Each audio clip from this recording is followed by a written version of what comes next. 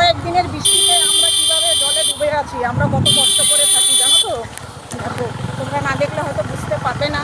তো যাই হোক, আমি বাইরে বেরিয়েছি, তাই ভাবলাম তোমাদের একটা ছোট্ট ব্লগ দিই। ব্লগটা ভালো লাগলে অবশ্যই লাইক কমেন্ট শেয়ার করো।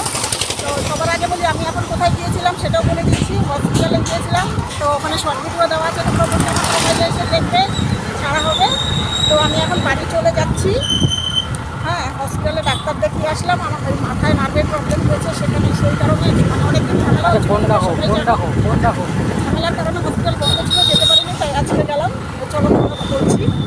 হলো আমাদের পার্থপুর বাজার। এটা পার্থপুর বাজার, আমাদের বাজার এটা।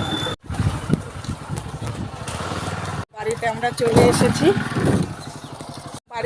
এসেছি, এই দেখো বড়মশাই চলে এসেছে আমাকে নিয়ে। তো চলো একটু বসি। বাবা,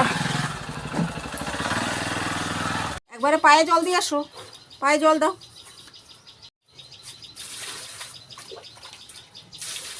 হসপিটালে কিন্তু এখনো সুস্থ স্বাভাবিক পরিবেশ হয়নি, এখনো ঝামেলা চলছে। চলো, ভিডিওটা ভালো লাগে।